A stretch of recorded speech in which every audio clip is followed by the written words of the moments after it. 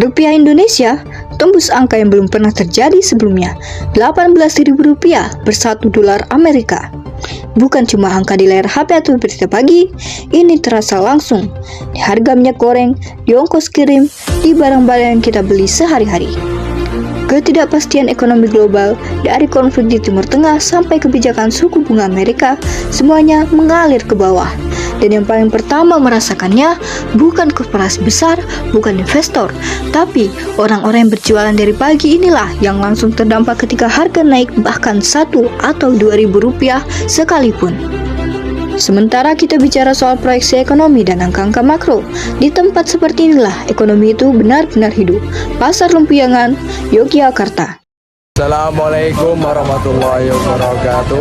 Perkenalkan kami dari kelompok 8 dengan tema Decent Work and Economic Growth. Perkenalkan nama saya Yumnu Arasta dengan NIM terakhir 105. Saya Muhammad Thomas Abdinaja dengan NIM akhir 083. Saya Adelgia Sukarela dengan NIM akhir 024. Sekarang kami ada di Pasar Lempuyangan.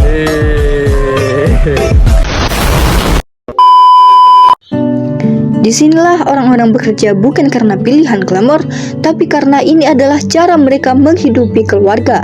Bangun pagi, buka kios, melayani pelanggan, mengatur stok, bayar tagihan, bayar retribusi, semua jalani dengan sistem yang seringkali masih sangat sederhana. Dan di balik kesederhanaan itu, ada ketangguhan yang luar biasa. Dalam kerangka Sustainable Development Goals atau SDGs yang dirumuskan PBB, ada satu poin yang berbicara langsung tentang kondisi ini. Decent work and economic growth, pekerjaan yang layak, dan pertumbuhan ekonomi yang inklusif. Kami bertemu dengan Mbak Yudi, salah satu pegawai di toko Arema, sebuah kios kelontong di Pasar Lempuyangan. Toko yang sudah berdiri selama 20 tahun ini buka dari setengah 8 pagi, tutup sekitar setengah 3 sore. Sebagai pegawai, Mbak Yudi menjalankan banyak hal sekaligus, seperti melayani pembeli, mengatur barang, dan mencatat transaksi. Dan dari obrolan kami, terungkap cukup banyak soal bagaimana sebuah kios kecil di pasar itu benar-benar beroperasi. Pelanggannya, alhamdulillah kata Mbak Yudi, cukup ramai. Usahanya berjalan bukan karena ajaib, tapi karena dikelola dengan serius. Kalau kita tarik benang merahnya ke SDGs 8, Mbak Yudi sudah menjalankan banyak prinsipnya tanpa harus tahu istilahnya. Seperti bekerja secara mandiri, memenuhi kewajiban kepada negara lewat mekanisme perpajakan yang berlaku di pasar. Kalau kita tarik benang merahnya ke SDGs 8, Mbak Yudi sudah menjalankan banyak prinsipnya tanpa harus tahu istilahnya. Seperti bekerja secara mandiri, memenuhi kewajiban kepada negara lewat mekanisme perpajakan yang berlaku di pasar, dan mempertahankan usaha agar tetap bisa memberi penghidupan, itu bukan hal kecil.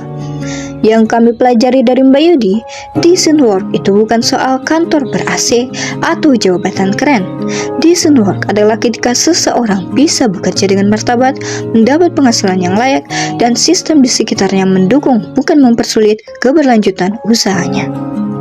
Kami juga bertanya soal jualan online, dan jawabannya sangat jujur, bukan karena tidak bisa, tapi karena ada pertimbangan nyata, saingan toko, potongan dari platform karena voucher semacamnya, sampai urusan pajak yang belum sepenuhnya dipahami alurnya. Sekarang pun, kalau ada yang pesan online, Mbak Yudi tetap melayani, tapi lewat WhatsApp untuk daerah sekitarnya. Sekarang pun, kalau ada yang pesan online, Mbak Yudi tetap melayani, tapi lewat WhatsApp untuk daerah sekitar. Sistem yang sederhana tapi efektif, dan itu adalah keputusan yang realistis. Satu hal yang kami perhatikan selama mengobrol dengan Mbak Yudi adalah soal pencatatan. Masih manual, masih di buku, itu bukan masalah kemampuan tapi soal akses ke alat yang tepat.